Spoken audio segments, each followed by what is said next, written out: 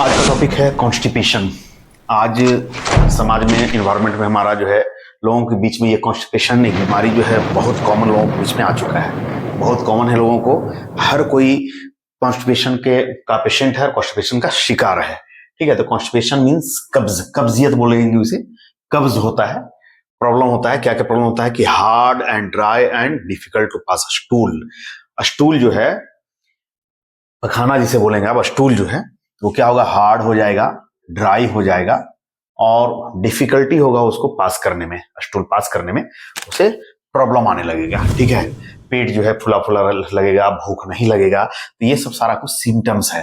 तो कॉन्स्टिपेशन में ये प्रॉब्लम होता है, एकदम लैट्रिन जो है अच्छे से साफ नहीं हो पाएगा, पेट अच्छे से साफ नहीं हो पाता है। सुबह बैठिएगा तो बैठे हैं, कुछ कुछ लोग तो एक एक घंटा, डेढ़ डेढ़ घंटा एकदम बाथरूम में बैठे हुए हैं, एकदम पसीना से भीग जा रहे हैं, निकल रहे हैं, जोर लगा रहे हैं, है ना।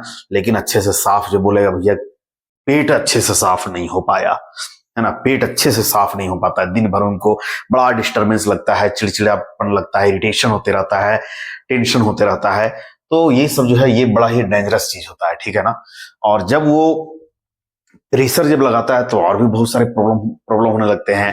वो हर्निया वगैरह का भी प्रॉब्लम आने लगता है। ठीक है, तो हर्निया पे भी हम एक अच्छा खासा वीडियो बनाएंगे, उसको बता देंगे कि हर्निया किस किस टाइप का, कितने टाइप का होता है, क्या है। ठीक है ना। लेकिन कॉन्स्टिपेशन अभी समझिए, बस इतनी भी आप समझ जाइए कि स्टूल जो है बिल्कुल हार्ड हो जाएगा, ड्राई हो जाएगा और उसको डिफिकल्टी होगा इवैक्यूएशन में। ठीक है, इवैक्यूएशन मतलब लैट्रिन तो निकलने में बड़ा उसको प्रॉब्लम होगा, स्टूल निकलने में बड़ा दिक्कत होता है। इसका कॉजेज क्या है भाई? कॉजेज ये है कि जब इंसान अच्छे से पानी नहीं पी पाता है, भाग दौड़ की जिंदगी है, ड्यूटी जा रहे हैं, कुछ काम कर रहे हैं, तो पढ़ाई कर रहे हैं, एकदम बिजी है, बिजी शेड्यूल बना हुआ है, तो भैया उसमें जो है पानी पीने तक का मौका नहीं मिलता है। जब हम इतना जम करके अर्निंग कर रहे हैं, पैसा कमा रहे हैं, पानी पीने तक का नसीब अच्छे से नहीं हो रहा है, तो फिर लाइफ में यार पैसे की क्या इतनी जरूरत है। ठीक है, तो जनरली ये कॉन्स्टिपेशन जो है सबसे जो मेन प्राइमरी होता है वो समझिए कि पानी की कमी बॉडी में, पानी अच्छा सा नहीं रहेगा, लैट्रिन अच्छे से पास नहीं हो पाएगा। और दूसरा जो है, हम लोग का खान पान बड़ा अजीब टाइप का हो गया है, एकदम मसालेदार, तो है ना। तो ये तो उसमें जो है प्रॉब्लम आता है और रफेज की कमी भी हो जाता है। रफेज मीन्स के साग सब्जी का कम खाना, फाइबर युक्त भोजन का कम खाना, सेम वेम जो हम लोग खाते हैं जिसमें ये फाइबर हो, तो उस तरह का डाइट हम लोग जब कम लेने लगते हैं, ठीक है, चिकना चिकना चीज हम लोग खूब खा रहे हैं, मटन खा रहे हैं तो चिकन खा रहे हैं, बिरयानी चल रहा है, तो डिफरेंट डिफरेंट आइटम जो एडवांस आइटम है, या फिर चाउमीन खा रहे हैं, मैदा से बहुत जबरदस्त तरीके से ये कॉन्स्टिपेशन कॉज करता है। ठीक है ना। और मैदा कुछ है नहीं, मैदा क्या है भाई, विट है। विट का जो एकदम इंटरनल व्हाइट वाला जो पार्ट होता है, ऊपर का जो स्किन हटा दिए गेहूं का, और इंटरनल एकदम सबसे इनर वाला पार्ट एकदम फाइन ग्रेन्यूल्स होता है, तो वही जो है मैदा है। ठीक है, तो वो फाइन के चलते जो है वो बड़ा दिक्कत करता है। यही कॉन्स्टिपेशन बहुत ज्यादा वो कॉज करने वाला एजेंट है। तो रफीज की कमी हो जाएगा बॉडी में, या पानी की कमी हो जाएगा, तो उसके चलते कॉन्स्टिपेशन हो जाता है। और फिर जो है हम लोग जनरली क्या होता है कि बहुत लोग को बार बार जो है वो डायरिया हो रहा है, बार बार जो उसको लूज मोशन हो रहा है, तो उसमें एंटी डायरियल एजेंट, अगर हम एंटी डायरियल ड्रग्स अगर ओवर यूज कर रहे हैं, हमेशा यूज कर रहे हैं, तो उसमें भी जो है कॉन्स्टिपेशन कॉज करता है। इसीलिए नॉर्फ्लॉक्स टीजेड एक टेबलेट खाने के बाद दोबारा एडवाइस नहीं किया जाता है, एक बार खाइए, उसके बाद लगभग आपका लूज मोशन कंट्रोल हो जाता है। लेकिन वही ओवरडोज कीजिएगा तो 4-5 दिन जो लैट्रिन आपका होवे नहीं करेगा। तो ये सब तरह तरह का प्रॉब्लम है। और एक जनरल जो है वो फेनोमेनन ये है कि एक प्रॉब्लम आता है लेडी लोगों में, जब वो ड्यूरिंग प्रेगनेंसी रहती हैं, तो उसमें एक कॉमन हो जाता है कि उनका कॉन्स्टिपेशन आम बात हो जाती है। ठीक है ना। उसके लिए डॉक्टर्स मेडिसिन देते हैं, एडवाइस किया जाता है पानी वगैरह अच्छे से पीने के लिए और फाइबर युक्त खाना खाने के लिए। ठीक है ना। तो प्रेगनेंसी में भी हो जाता है। और फिर मालन्यूट्रिशन मतलब कुपोषण। कुपोषण मतलब कि जितने भी तरह का विटामिन्स हैं, मिनरल्स हैं, या जितने भी साग सब्जी ये वो, तो सारा कुछ जो है उसको अच्छे एक फूड डाइट नहीं मिल पाता है, तो उस तरह से वो उसको माल न्यूट्रिशन हो जाता है, कुपोषण का वो शिकार हो जाता है। कोई जो है डिफिशियंसी हो जाता है विटामिन्स का, है ना। कोई कुछ और चीज का भी, बहुत सारे कुछ चीज का डिफिशियंसी होने की वजह से जो है माल न्यूट्रिशन प्रॉब्लम आ जाता है, कुपोषण का वो शिकार हो जाता है। ठीक ना।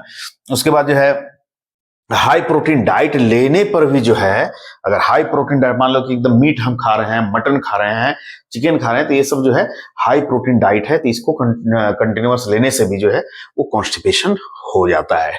ठीक है। और फिर जो है एनाल फिशर्स में, मतलब जो है सबको पता है बवासीर वगैरह अगर इश्यू होता रहता है लोगों को, तो उसमें जो ये कॉन्स्टिपेशन होता ही होता है। कॉन्स्टिपेशन वैसे पेशेंट को हो जाता है जो बवासीर का शिकार है, उसका एनाल फिशर्स होते हैं, एनाल रेक्टम के आसपास में जो है वो जख्म हो जाता है। ठीक है। तो उसे सर्जरी से हटाया जाता है, वो फिशर्स हो जाते हैं। ठीक ना।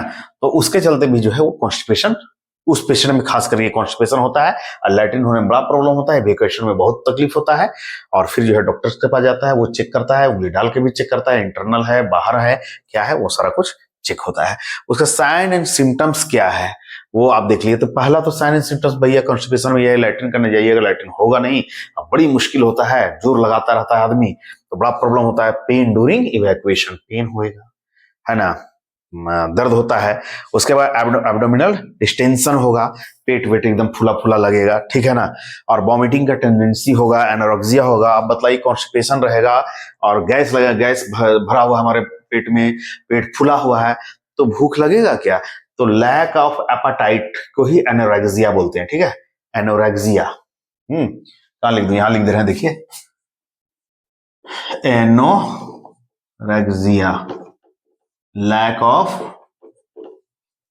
एपेटाइट, एपेटाइट, है ना, यानी भूख की कमी ही एनोरेक्सिया है। ठीक है। तो एनोरेक्सिया, उसको भूख नहीं लगेगा, बड़ा दिक्कत उसको महसूस होगा, और फिर जो है भूख नहीं लगेगा, टेंशन रहेगा, तो उसको अच्छे से नींद भी नहीं आएगा, है ना, लैक ऑफ स्लीप भी होगा वो। तो इसका जनरल ट्रीटमेंट बस भैया ये है कि पानी अच्छे से पीजिए, आप हाई फाइबर डाइट लीजिए, और फ्रूट्स और वेजिटेबल्स अपने खाना में बढ़ा दीजिए। तो ये जो है इसका एक जनरल ट्रीटमेंट है। लेकिन जब डॉक्टर के पास आप जाएंगे तो मेडिसिन जो एडवाइस किया जाएगा, जिसमें स्टूल आपको क्लियरली आ जाए, है ना, ज्यादा तकलीफ नहीं हो, तो उसके लिए मेडिसिन जो है एक टैबलेट डुल्कोलेक्स देते हैं। ये बाइसोकोडिल या बिस्कोडिल बोलते हैं इसको, बाइसोकोडिल हम लोग पढ़ते थे। डुल्कोलेक्स का टैबलेट है 5 mg का, उसको खिलाना होता है। रात में खा लेता है आदमी, या सुबह शाम भी खाता है, लेकिन जनरल रात में खा लेने के बाद ये क्या करता है, डुल्कोलेक्स जो है वो हमारा जो है इंटेस्टाइन को जो है वो क्या करता है, उसका साइज को, वॉल्यूम को थोड़ा बढ़ाता है ये। ठीक है ना। और फिर वो क्लियर होकर के निकलता है, गैस वैस निकलता है, रिलीज होता है। एक सिरप क्रीमाफिन है। ठीक है ना। ये सिरप क्रीमाफिन है, 15 ml रात में डॉक्टर्स इसको एडवाइस करते हैं पीने के लिए। एचएस आपको पता है, अभी इससे पहले प्रीवियस ये में वीडियो में हमने बतलाया था, लैटिन टर्म से डॉक्टर जो यूज करते हैं उसमें एक एचएस हमारे ख्याल से छूट गया था, एचएस, है ना। एचएस इसका मतलब होता है एट नाइट, रात में, है ना। डॉक्टर जो है कुछ नींद की भी गोली देते हैं, जैसे टैबलेट डायजेपाम, है ना, तो वो सब जो है एचएस लिखते हैं, रात में उसको खा लेना है। या फिर सिट्राजिन वगैरह का, लेवोसिट्राजिन का, तो वो रात में जनरली उस तरह का। तो ये जो सिरप क्रीमाफिन है वो रात में दीजिए, आराम से वो काम वाम करता है, सुबह में आपको अपना काम करने में बड़ा आसानी होगा। एक सिरप लूज है जिसको लैक्टोलोज बोलते हैं, उसका कंपोजिशन है, ये भी 15-20 ml जो है दिया जाता है। लेकिन डुल्कोलेक्स टैबलेट के साथ साथ जो डुल्कोलेक्स का एनिमा भी आता है, जो रेक्टम के थ्रू उसको दिया जाता है। ठीक है। या सपोजिटरीज होते हैं। ठीक है। बच्चा लोग में डुल्कोलेक्स का इतना बड़ा जो है ये टैबलेट फॉर्म में रहता है, और उसको फ्रिज व्रिज में रखा जाता है, फिर उसको थोड़ा सा पानी के साथ उसको रेक्टम में पुश कर दिया जाता है। जो बच्चा लोग मिट्टी उट्टी खाता है ना, तो उसमें कॉन्स्टिपेशन में उन लोग को भी बहुत ज्यादा हो जाता है, तो उसे वैसे बच्चों को जो है लैट्रिन करवाने के लिए वही डुल्कोलेक्स रेक्टली दिया जाता है। ठीक ना। ये टैबलेट जो है वो टैबलेट फॉर्म में आता है, जो ओरली खाइए। और फिर जो है इसका सपोजिटरी भी आता है, इनिमा भी आता है, इतना बड़ा जो बड़ा रहता है उसका, ये लिक्विड रहता है, उसको अंदर ठेल दिया जाता है रेक्टम के थ्रू, फिर वो इरिटेशन करके इवैक्यूएशन होता है उसका। तो आई होप कि वीडियो आपको बिल्कुल पसंद आया होगा। कॉन्स्टिपेशन है, कॉन्स्टिपेशन एकदम आज के डेट में सबको को एकदम लगभग कॉमन है लोगों के बीच में। तो इसका कॉज, इसका सिम्टम्स क्या है, इसका जनरल ट्रीटमेंट क्या है, और फिर मेडिसिन क्या है, आई होप कि वीडियो आपको समझ में आया होगा। तो वीडियो को प्लीज आप लाइक कर दीजिए और हमारे चैनल को सब्सक्राइब कर दीजिए।